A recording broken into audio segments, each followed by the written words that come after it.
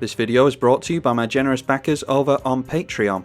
If you'd like to support the channel and get cool perks like access to the Discord, seeing the videos a week before anyone else, or exclusive Patreon only gameplays, then feel free to check out my Patreon. The link's in the description below.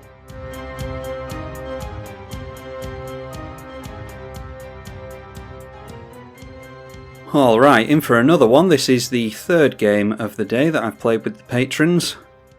Polukranos Unchained versus Alela Artful Provocateur, Mazirek Kraul Death Priest, and Grismold the Dreadsower. We are last in the turn order. I certainly can't keep a hand as slow as this, with us being in the last turn. Well, Green Sun Zenith can get us into some ramp there, can't it? Yeah, we'll keep that. We do get to draw on our first turn, so hopefully we can get into some black mana. We might have to go for, what is it called, Sakura Tribe Elder with this. All of our opponents playing lands and passing the turn. There might be a Vampiric Tutor here. We're certainly not going to play around that. We'll just go in for the Sakura Tribe Elder with the Green Sun Zenith, and that can actually get us down a turn 2 Polukranos. I said to my opponents to bring strong decks. Power level 8, I told them. Power level 9 to me is just shy of EDH levels, and there's very, very few decks that I've made that are just shy of EDH. Yeah, we'll go Sakura Tribe Elder. That'll get us into a black mana. The black mana that we need to go for our Polukranos. But yeah, really don't mind if I get absolutely hammered by powerful decks in this game, because my opponents have been very, very patient with me. Today I have played Heliod, which I imagine you've seen already. And what else did we play? Oh, I played the Arasta, the Spider Tribal deck as well, which also went very well for me. So my opponents have been watching me play a little bit today, so hopefully they can get some good combinations going themselves now that they've brought more strong decks. Alright, in Nature's Law, let's just crack the Sakura Tribe Elder now. I doubt an Esper player is going to get a haste creature down. So let's just go for the Swamp, and then we can auto-yield. Oh, and that's a good-looking snow-covered forest, yeah, promo version. Haven't been over the patrons, actually. We've got a new player that we haven't played with before, Home Doggy, going for Alela Artful Provocateur. Don't know if I've been over the commanders, actually. Anyway, Wood CJE going for Mazirek Kraul Death Priest, and then Grismold being piloted by Chit, and I myself am going for Polukranos Unchained, Demonic Tutor from the Alela player, and now we have to start keeping our fingers crossed for Mana Crypts, because I decided to rush that out immediately. We've had some good games today, so I don't mind going down to Mana Crypt. Oh, Garrick, that's really good for next turn. Let's go in for Polukranos and test our opponent's removal. Play out a forest and pass the turn. Might actually be worth going for Greater Good next turn, so that we can sack Polukranos. Yeah, it might have been worth going for Greater Good over Polukranos, but like I said, I don't mind losing this one. Then out comes Grismold, so we all get some plant tokens. And Garrick, yeah, that's nothing to do with sacrificing stuff, is it? When this creature dies, yeah, so it's the actual wolves that have the ability written on them. When they die, we draw a card. Oh no, it's when they die we put a loyalty ability on it. It's the minus that has draw a card, right. I've only played with this in Korvold, and I need to jump onto Korvold again. Now, a Phyrexian Arena from Wood, who has committed the heinous crime of going for a white-bordered Phyrexian Arena.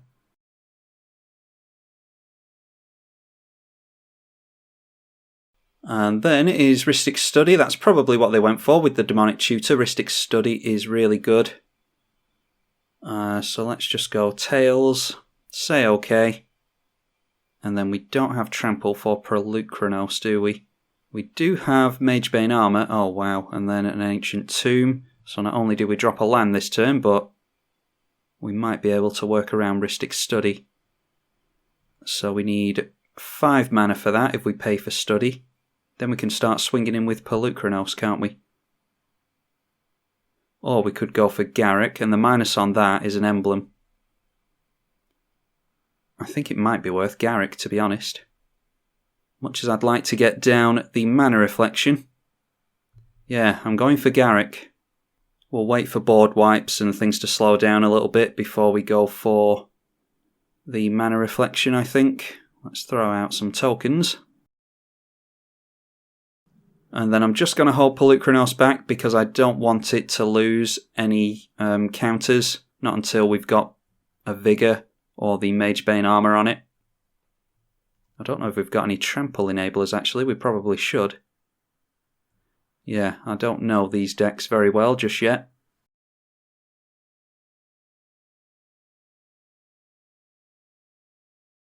Okay, Grismold just tapping out and passing the turn. They create a plant token for all of us. The Phyrexian Arena triggers and leaves wood with 7 cards in hand. And then Kraul Deathpriest comes out and feeds the Esper player a card there, so they go back up to 7. They'll be at 8 cards at the beginning of their turn. And Mazirek has a lot of sack fodder here with the plants.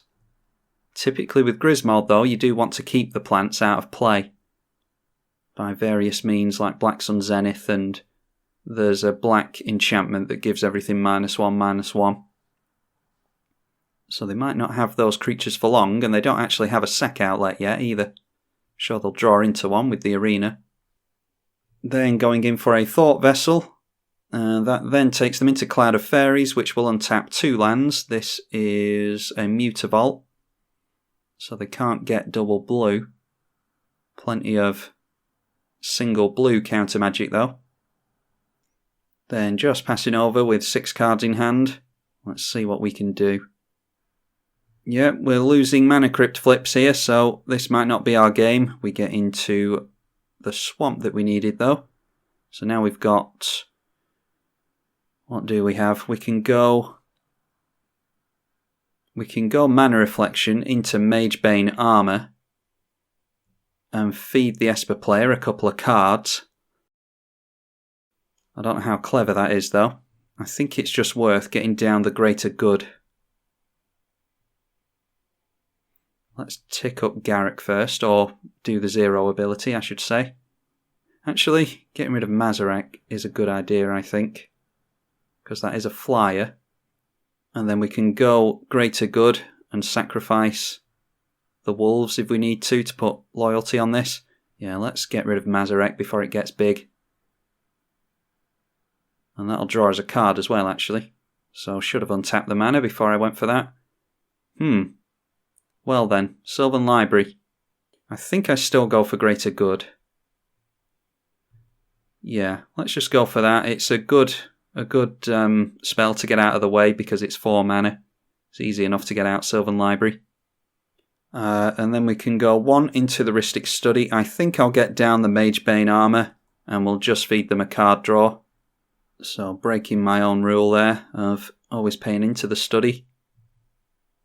But if they've got a heap of cards in hand, it might make them a target. They're actually struggling on lands, so we may well help them get into lands. Esper does struggle, especially compared to green decks. Esper does struggle on keeping up with mana. So just going to continue to hold everything back. I'm sure no one will want to swing into us thanks to these wolves. Okay, Assassin's Trophy. Oh, excellent. Assassin's Trophy onto Rhystic Study. That's really good. Because getting Rhystic down this early in the game is going to keep the Alela player in cards for, well, the rest of the game, of course. Yeah, it's good playing with capable players because a lot of the times on Magic Online, not that the randoms aren't capable, but a lot of the time they don't threat assess very well. And a lot of the times it's questionable, and It's not exactly objective, but Rhystic Study doesn't eat removal like it should, is what I'm trying to say. So anyway, they get into a land that they've been running short on. And they might have double blue for a counter now, which is worth remembering. Oh, and Cabal Coffers sneaks down over there as well. That will only tap for 2 black at the moment. And I didn't notice this either. Alright, that is a basic forest mixed with a snow forest. So as I always point out to you, you've got to look out for Field of the Dead when people do that. And Mazirek does really want a lot of creatures to sacrifice, so Field of the Dead would make perfect sense there. Grismold throws out more tokens for us all. Now it is a crop rotation, sacrificing that is the basic forest. And they're going for their own Cabal Coffers. Oh, their own Cabal Coffers and an Urborg. So that's a bunch of mana for them, but it's also a heap of mana over here. I don't know if our opponent spotted that Cabal Coffers. Anyway, they can get out their commander here again, which is what I imagine they're doing. That's 7 mana, including the green. Still no sack outlet for Mazirek though. Okay, is Pier's Whim. For each player, choose friend or foe. Each friend searches for a land and puts it into play. Each foe sacks an artifact or enchantment. I think I might actually get rid of the mana crypt here, assuming that we are a foe. Yeah, so our opponent selects themselves as a friend so that they can go for a land, and then the rest of us are foes, as you would expect. So we'll get rid of mana crypt. It doesn't seem to be on our side today. And we've got the mana reflection anyway. And then a Necropotence. Well, I did tell them to bring strong decks. They've got plenty of mana now, as long as they can hold on to the Cabal Coffers. And there's the sack outlet, a spawning pit. So we need some removal. Dumping a bunch of cards in exile here. Let's see here. Yeah, I can't tell properly how many cards they're doing. They're on 3 cards now anyway, so we'll be able to work it out from that. They go down to 20 life, and they've got 2, 4, 6, 8, 10, 12. I think they went 15 into that. So there we are, up to 18 cards in hand. And they do not have to discard thanks to the Reliquary Tower. So a heap of cards in hand and a heap of mana is not where we want our opponent to be, really. We got off to a fast start, but we haven't really done anything with it so far.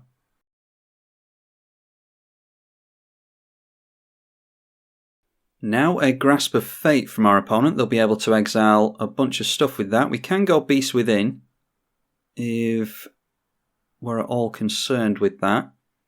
In fact, they might go after our Garruk here. And if they do that, we can bring it back in with 5 loyalty, sacrifice a wolf to put a loyalty counter on it, and then kill it off to give all of our stuff +3/+3 and trample for the rest of the game. So let's see what they go for with the Grasp of Fate here. I think I would get rid of my opponent's spawning pit, although they no doubt have a sack outlet in hand anyway, and then get rid of Grismold as well.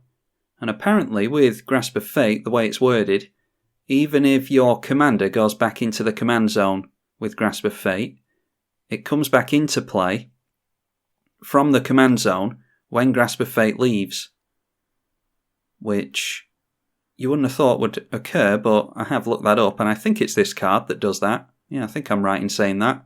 Anyway, I don't know if that occurs on Magic Online, but I think that's the way it's supposed to go, unusually. Going after Garruk, the Necropotence, and the Grismold. I think I would have left Necropotence in play because it means they don't draw a card, apart from with the Phyrexian Arena every turn. Yeah, when people go with Necropotence, I like to force them to draw the cards with the life. They're already down at 20. Anyway, successfully ridding us of a bunch of stuff. I think we're going to go for that Garruk line of play now. Well, Assassin's Trophy will do it. That's actually better than the Beast Within. So, yeah, that means we can go for Sylvan Library, Trophy, and Ancient Tomb onto the Magebane armour. Yeah, anyway, let's go Assassin's Trophy onto that thing. And let's see if the commander comes back into play. No, it doesn't. I think I'm right in remembering that that's what this should do. It might be a different card, so you'll have to not quote me on that if that's the case. But we are helping our opponent along by getting into more lands. They have now been given a plains by us. So now let's sacrifice. Well, we could just swing in instead, couldn't we? No, let's just sacrifice a wolf. We'll go down a card here, unfortunately, but I think it's worth it. So the wolf puts a loyalty counter on Garrick. Then we'll draw 2 and discard 3, so we go down a card, like I said. And there is a Cross and Grip. There's Jared. Does this come out of the bin? Sack a swamp and a forest. Yeah, so we can get rid of Jared. That's for the late game anyway. We'll get rid of Cross and Grip as much as I don't want to. I think we have to get rid of Beast Within as well. Yeah, I was hoping to discard a land or something there, but yeah, we'll get rid of Beast Within. It was always a tricky spot between the 3 cards we had in hand. We'll say goodbye to Garrick, because I don't want to discard another card, which we would have to if we get rid of that wolf. So now we have an emblem for the rest of the game, +3/+3 and trample to all of our stuff. We'll go for Mage Bane Armour onto Polukranos, which is now an 11/13 with trample. And then we'll go Sylvan Library and start trying to draw some cards. I don't think we have much life gain in this deck, and we're missing land drops, so hopefully we can get them off the library. Worst case scenario, we just have to sacrifice our commander. We could play it from the bin now by sacking all this stuff, or exiling it from the bin and using escape. Gonna go in at...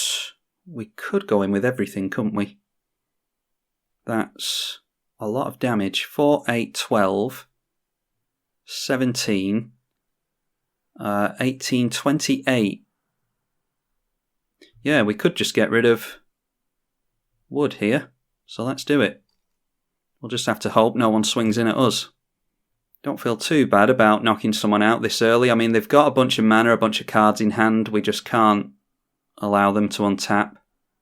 And yeah, I did say that it was going to be a strong game, so if I'm being honest, I do feel bad doing it, but I did say it was strong decks only, which our opponent has clearly brought, but we were just lucky with our turn 1 mana crypt, I think. I'm pretty sure that made all the difference. So we take them down to -8 with 11 points of commander damage. And they did not block to take us off of a counter with Polukranos. Now a Bojuka Bog probably goes after us. Yep, it does, so that switches off our escape. But if we go for the greater good on this, we'll have to discard 3 cards anyway, so that takes us halfway. But definitely could have done with keeping these things in the bin. I don't know if we have all that much recursion in this deck. I don't really want to play around the escape cost, it's just there if we need it. I'm more playing around the fact that it has fight for 3 mana.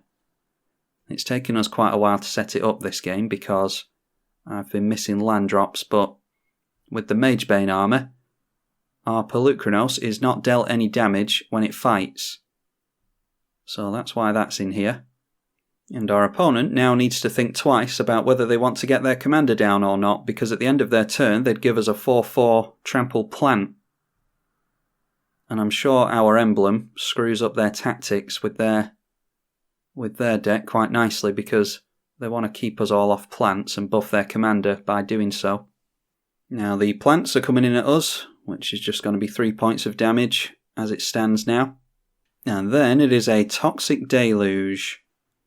We can actually draw a bunch of cards here thanks to our buff. We go up a card every time, we'll have to discard a bunch, but let's go for Greater Good in response. And that might help us decide what we're doing. So we'll draw 5 cards and discard 3 with Greater Good, sacrificing the wolf. Okay, discard 3 is Chromatic Lantern. We'll get into another land, no doubt. And the 3 visits can go as well. We're just really foregoing our mana here, which I don't like.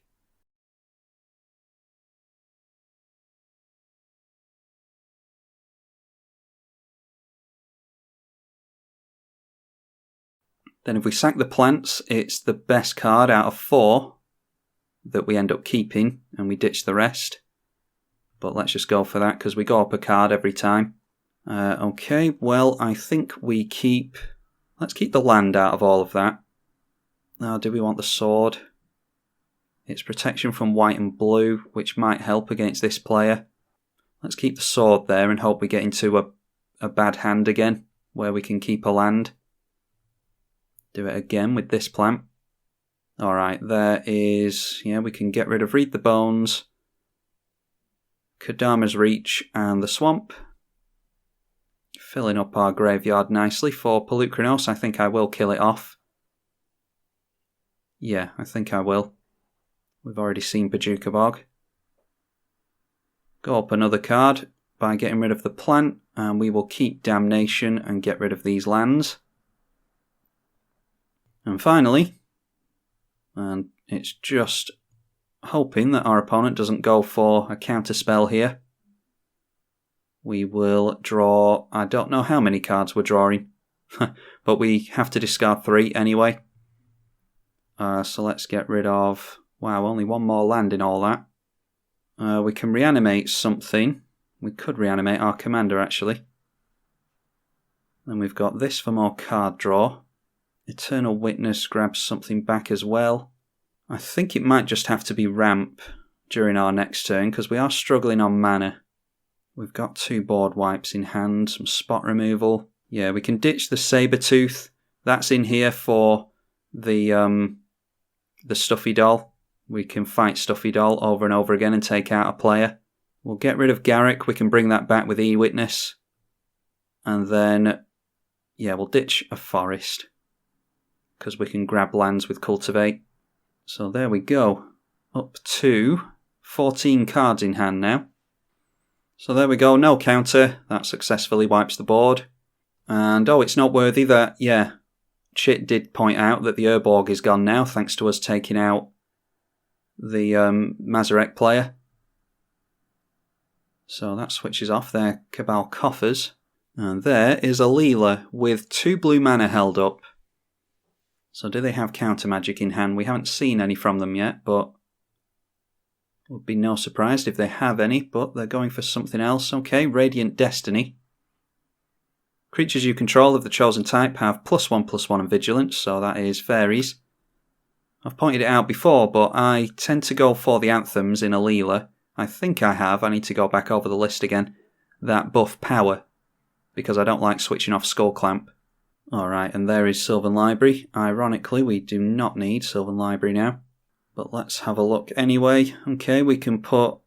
Yeah, a bit late for Cauldron of Souls. Oh, and we do have Nylea. I was wondering if we had Trample Enablers. I mean, we've got it now anyway with this, but... Yeah, I was wondering if we had Nylea. Let's top that. And top that as well. And we'll keep the Tutor in hand. Throw out the Bayou. And then we go...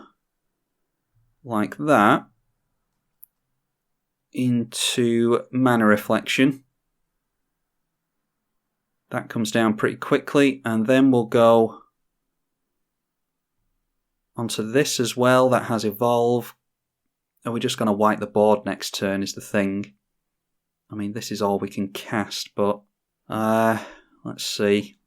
We can just go in for Green Sun Zenith, and we'll have a Dryad Arbor in play to tap for mana. It'll die to a board wipe if we cast it, but it'll give us more mana. So yeah, let's just go for that instead. That gets shuffled back into our library, and we can always tutor it back out again if needs be. Oh wow, we don't have Dryad Arbor in the deck. I never run Green Sun Zenith without Dryad Arbor. Okay, that's a massive oversight from me, unless it's died already. No, it's clearly just not in the deck, so... There's a mistake from me. Well, we still get to keep the Gaia Sage anyway. I also don't know if we have infinite hand size in the deck either. Alright, so... what do we want to get rid of? We're in the same predicament again. 5 cards we need to ditch. I think it's a sword there, I don't really care about that. Let's get rid of Maelstrom Pulse. We can fish things back with E-Witness. Gaia Sage, I think he's just going to be too slow. Could have played that this turn. but we would have had to ditch something else in its place anyway. And then I was hoping for a Cultivate next turn, but I think we're just going to have to hope that we keep hold of Mana Reflection. And we'll get rid of Toxic Deluge as well. I'd like to keep hold of more than one board wipe, but if our opponents get something down that's indestructible, we can always e-witness the Toxic Deluge back, unless our graveyard gets killed off again. Oh, and actually I forgot to change the zones on this, didn't I? So we're going to have to play Polukranos out of the command zone as well. Doesn't make much difference because it's 6 out of the command zone or 6 into the bin. Alright, there's a Cultivate of his own. Yeah, with our commander, it's either 6 out of the command zone here, or we have to pay 6 and exile 6 to get it out of the bin. So the first time it goes in there, it doesn't make much difference. But we'll have to remember to put it back into the graveyard if we want to have it escape. Now, what's the limit break on this Garruk? That is -6, and you get a bunch of worm tokens, which goes well with Doubling Season. Might be worth setting up a Doubling Season next turn. But there's a Rex Sage. So in that case, it might be E-Witness, grabbing back the mana doubler. They're down to 3 cards in hand now. We'll have to see what Alela can do. The longer you give Alela, the worse it is for you. Now a Coastal Piracy, so they're getting even more card draw. They're getting to draw 2 cards here. They probably swing in at us, I would think. And then there's the Mutavault as well, so a lot of damage coming in here. That's 9 points of damage, and it all comes in at us. Definitely a Damnation next turn, I think. We are all the way down to 14. Alright, we get into a land, that helps. Bane of Progress. I think actually hurts us more than anyone, so we can throw back the Bane of Progress. And we'll throw back the Forgotten Ancient as well, shuffle those away. Play the Wooded Foothills. I think we just have to go straight in for Damnation.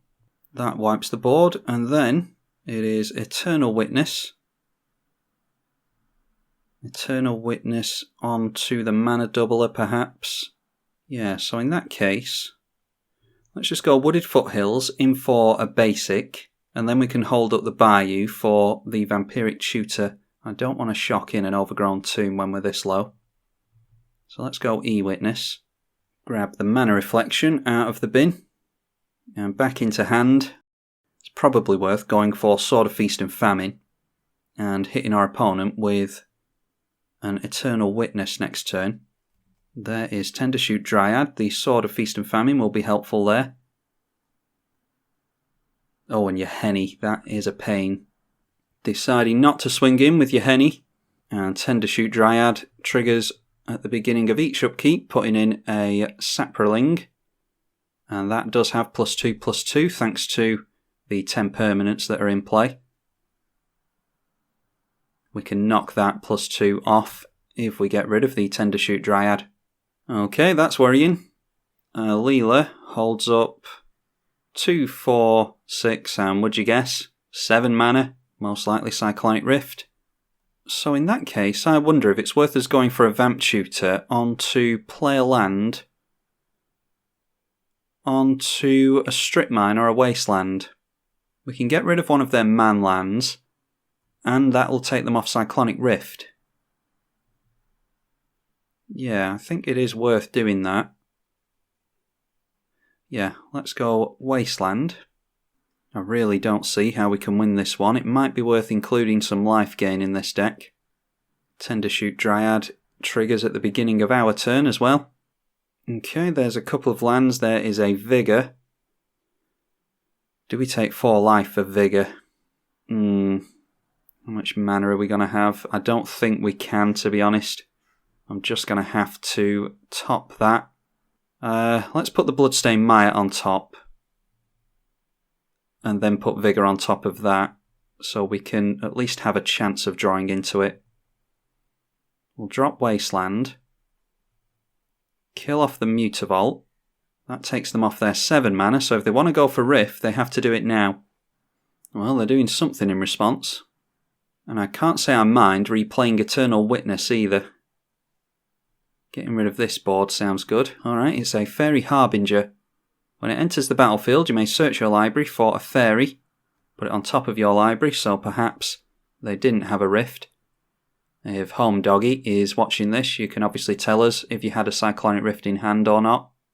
They went for Bitter Blossom, which does count as a fairy, even though it's not a creature. So, what else can we do here? I'd like to save Reanimate for Eternal Witness, really. I think we have to go Sword of Feast and Famine. That'll be 5. And then there's nothing else we can do this turn, unless we manage to untap with the Sword of Feast and Famine. Yeah, I think we're losing this game anyway, so let's just try and get the Sword of Feast and Famine in. Okay, well that lands, and it's equipped. So we'll see if we can hit the Golgari player with that. We are wide open to the swing back from them, but we do manage to land it. So they'll have to discard a card. We will untap our lands. And then we've got 2, 4, 6 and equip. Yeah, not having chance to get down our mana reflection, unfortunately. We'll play this out of the command zone. And then I'm going to change the zones on it immediately. That lands, we will put it into the graveyard whenever it dies. Or we'll try to. There we go, took 3 times, but it did it eventually. Put the sword on there, and it does come in as a 9/9. And now we've got an 11/11, thanks to the Garruk's buff and the swords buff as well.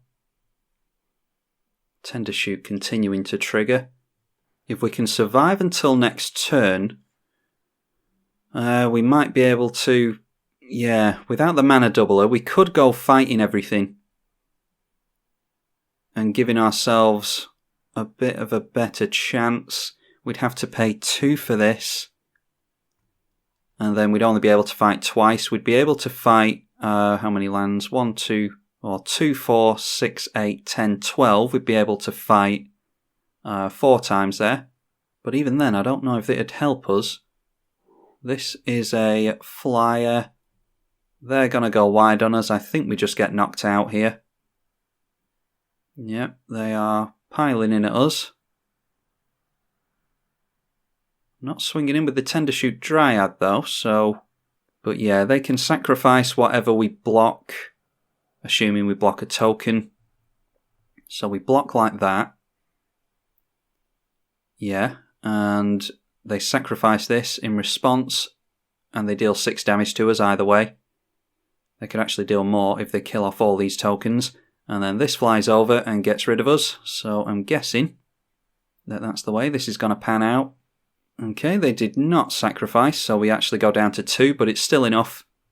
We lose to this, and I'm assuming that that's going to come in at us. First time playing this deck, and I think... I mean, I'll have to play it again. I think I need to ramp more in the early game. I don't know if I have enough. I think I have enough ramp in the deck. I think we've just drawn into more powerful stuff, and I may have been greedy discarding like cultivates and stuff, but it has been a faster game. I think I'll play with this one again, or maybe a few more times, and try and tweak it.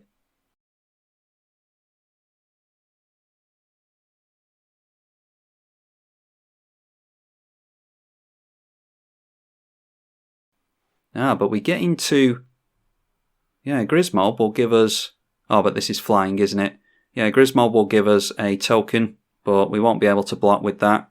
So it's just a case of if Alela wants to keep us in play or not. Maelstrom Pulse goes on to the Coastal Piracy. So that switches off the card draw over there. We all get tokens. And then Tender Shoot Dryad triggers at the beginning of Alela's turn, so they get more Saprolings. Or another Saproling. Now then, if Alela wants to wipe the board, that would actually be really good. Replenish, excellent. So, they get a Rhystic Study, Grasp of Fate. Oh, they've got a Moat as well, I didn't notice that. So, I think that's in my Alela deck, actually. Coastal Piracy, Rhystic Study, Grasp of Fate. We don't know what they're targeting yet. They are getting rid of our sword.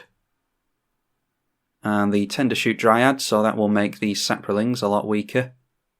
Which might actually benefit Grismold, because they want to kill tokens, as will the Bitter Blossom.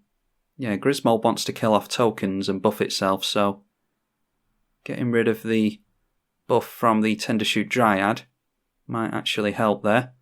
Yeah, we are being finished off by the Fairy, as I assumed we would be. So that's us down. And that triggers the Coastal Piracy, which has come back. So they'll draw a card, they go up to 6. Well, they're struggling on mana too. I think as soon as Chit gets into an Urborg, it's pretty much over at that point. But I think we've all been... I don't think any of us have had chance to ramp, really. We've all been trying to answer each other. Anyway, I must say, good game. And now it is Commander Sphere from the Grismold, and they've now got the Rhystic Study to deal with again. And the bout between these two might go on for a while because they're still at decent life totals. Then tapping the Commander Sphere for mana and sacrificing it to draw a card, they are now up to 2. I think Alela's card advantage is going to take over here. But like I said, they don't exactly have the mana to go with it, so it might give Grismold some time. Grismold has card advantage of his own, of course, by putting out plants.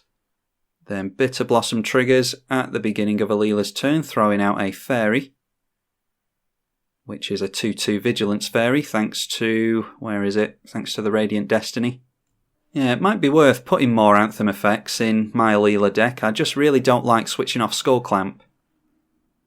But the Vigilance is nice, and being the only one that's capable of attacking with a moat in play, there's a surefire way to send you to victory, I think, as long as you can keep your stuff in play. Out comes Alela again, and that's another problem with Alela. It's really difficult to keep her in play. But if your opponent's only got 2 cards in hand, I fancy your odds. Now a Sol Ring from Alela, getting another Fairy. Yeah, getting a real pair of token armies coming down here. That is followed by a Lightning Greaves. So Alela is going to start piling on some damage now. Maybe the game won't last as long as I thought it would. There are no flyers on Grismold's side of the field, so going in for 7 points of damage. And it's just a case of Grismold top decking into something good.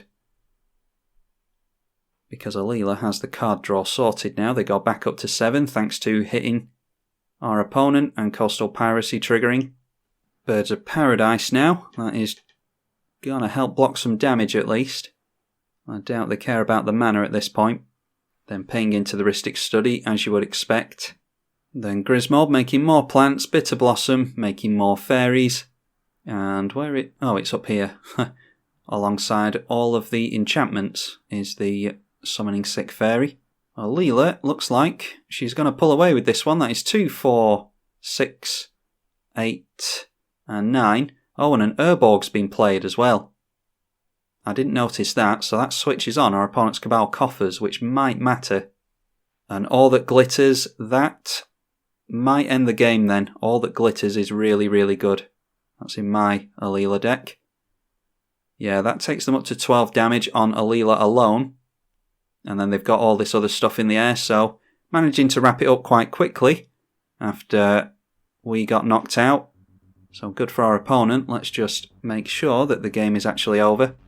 Blocking with a Birds of Paradise, but I think they're going to go wide. That is 3, 6, 9, and 13. They've got exactly enough. That's lucky. And there we go. 4 cards on the stack, but it doesn't matter. Our patron, and first time playing with this player. It is Home Doggy. And what did they have in hand? They have Bant of Thassa, which is another Coastal Piracy pretty much. A Chroma's Memorial's a really good one. And Chit reveals that they only had a Hunted Troll, Beastmaster Ascension. I don't think they had Trample in play, so that wouldn't necessarily have helped them. But given another few turns, they may have been able to turn that around, but unfortunately not being able to this time. What else was there? Oh, Notorious Throng, I really like that one. Vedalken Orrery for the flash speed. Vendilion Click for hand disruption. Yeah, really solid list from Home Doggy there. And a huge thank you to my opponents for playing with me today. This is the third and final game that we've played, and I'm hoping that you're enjoying all the new Theros content.